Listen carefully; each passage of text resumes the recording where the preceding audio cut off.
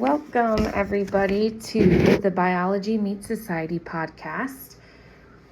My name is Cecilia Miller, and we are here to explore the powerful connections between human biology, the brain, and the world around us. And we're going to be diving into that topic that is essentially for social work practice, the biological and social determinants of mental health. These often shape how clients respond to treatment, how symptoms develop, and what supports are needed for long-term well-being.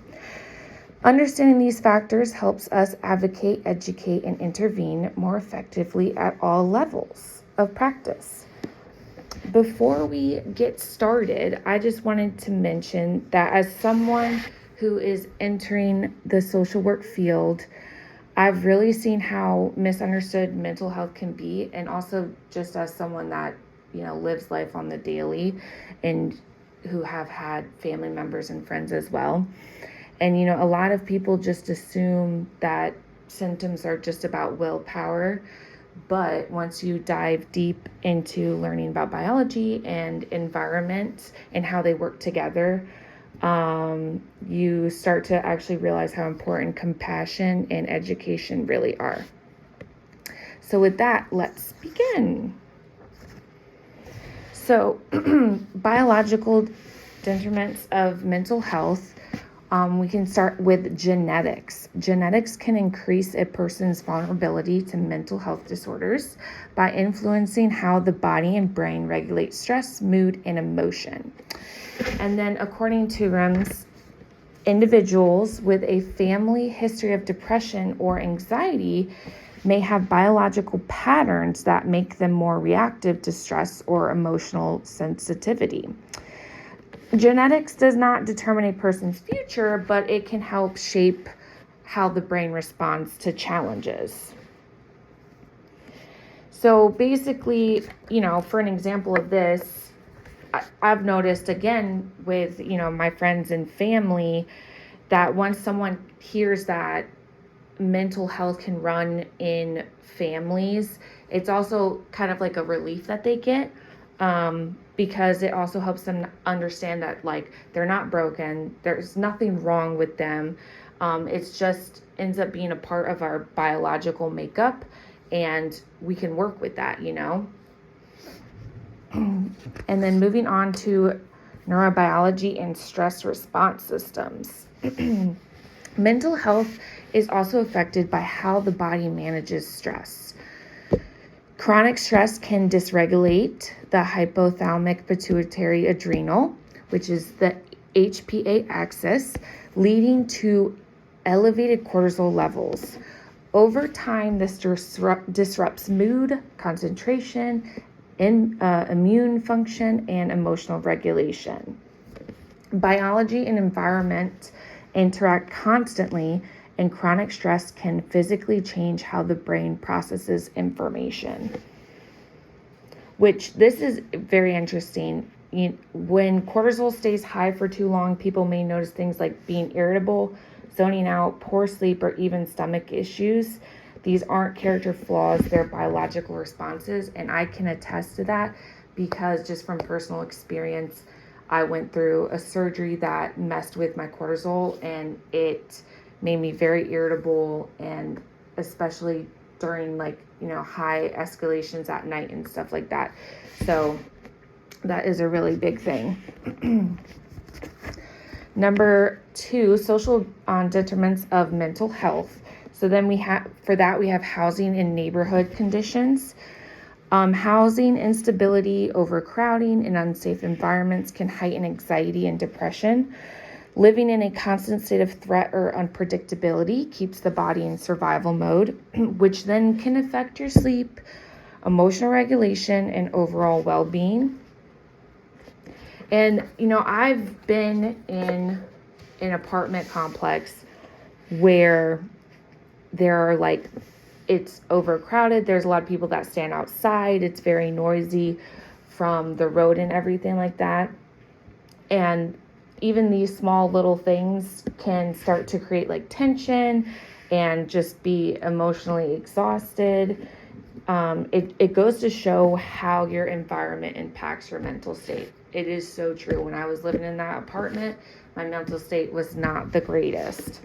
And I know I have some other friends who have lived in different situations as well that have felt the same way.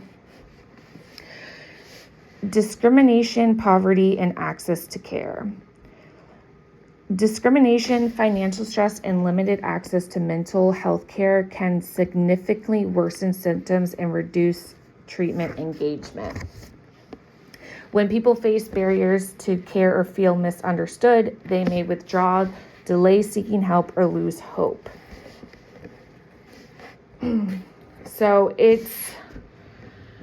for an example for this, when people face discrimination, whether it's gender-based, cultural, racial, it isn't just a moment of hurt, it's something the body remembers. And so people often carry that stress for years, even, clients, anybody really. And then we're moving on to relationship quality and support. Healthy and safe relationships protect mental health. Murray described how strong, supportive relationships reduce stress, strengthen resilience, and promote emotional safety. Conversely, unhealthy, unsafe, or abusive relationships can heighten mental health symptoms and hinder recovery. So I love how Murray and his colleagues showed how healing relationships can be.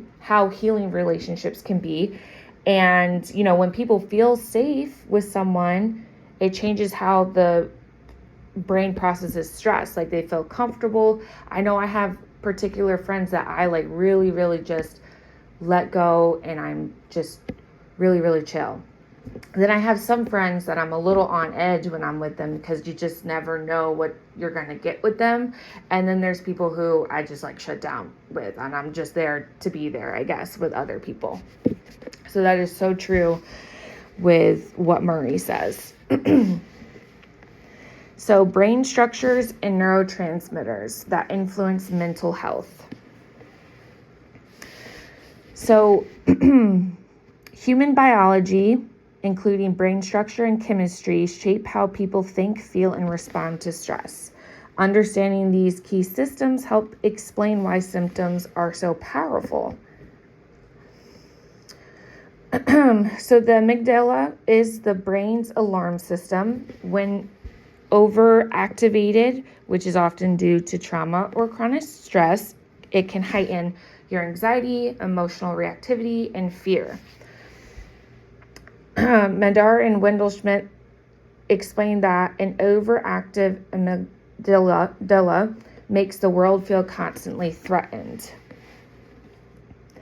And then this just goes back to this is why people with trauma might jump at loud noises or feel anxious for no reason. The amygdala is literally firing warnings even when things seem calm.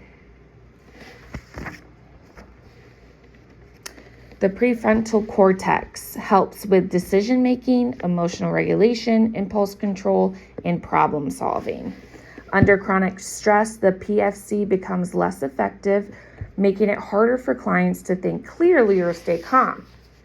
This explains why trauma survivors may struggle with concentration or emotional management. And then you have serotonin and dopamine. These neurotransmitters influence your mood, motivation, and emotional stability. These imbalances can lead to low motivation, depression, difficulty focusing. RIMS emphasizes that biological vulnerabilities interact with stressors, which mean both brain chemistry and environment shape mental health. Then we have treatment approach with integrating biological and psychosocial factors.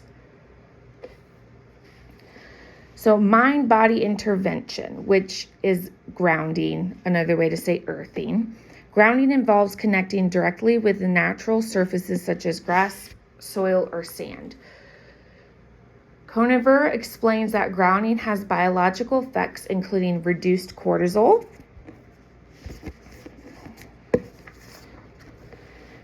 when people face barriers to care or feel misunderstood. Oh, that's the wrong one, sorry. Improved sleep, lower inflammation, and better regulation of the nervous system. This makes grounding a powerful tool alongside traditional therapy, helping clients calm the body while working on emotional and cognitive goals. Then we have the biopsies, psychosocial integration in practice. A social worker may combine grounding with cognitive behavioral therapy, relationship building and communication skills, stress management education, mindfulness, psychoeducation about brain functioning. This model integrates the body, mind, and environment, recognizing that all three shape mental health. REMS highlights that mental health disorders emerge from an interaction between biological predispositions, psychological experience, and social environments. So using an integrated approach provides the most effective and sustainable path toward healing. Why understanding these determinants matter for social work? It's not something that's optional, it's essential. So one, we understand the whole person. Clients may not be resistant, but rather responding to biological stress and environmental pressures. Murray emphasizes how supportive environments and relationships reduce stress and improve emotional well-being, showing how biological and social systems intertwine. And then we choose better interventions. Knowledge of brain structures and neurotransmitters helps guide treatment decisions and referrals. Another one is we reduce stigma through education. When clients learn about biology and social determinants, they understand their symptoms compassionately rather than with shame. The next one is we advocate more effectively. So understanding systematic barriers like poverty, access to care, and discrimination. This helps social workers advocate for change. So this might mean speaking up when a client can't access mental health care or educating schools how trauma affects behavior. No matter how big or small anything is, advocacy is always important in the way to go. And lastly, we promote long-term healing. The biopsychosocial model ensures clients receive support across all parts of their lived experience. And that is all for today. Thank you for listening to episode 1 of the Biology Meets Society podcast. Today, we explored how biological and social determinants shape mental health and why understanding these concepts is crucial for effective social work. Stay tuned for episode 2, where we look deeper into environmental factors and human biology in social work practice and explore how physical surroundings influence health, opportunity, and overall community well-being. Thank you so much for listening. Take care of your mind, your body, and your community.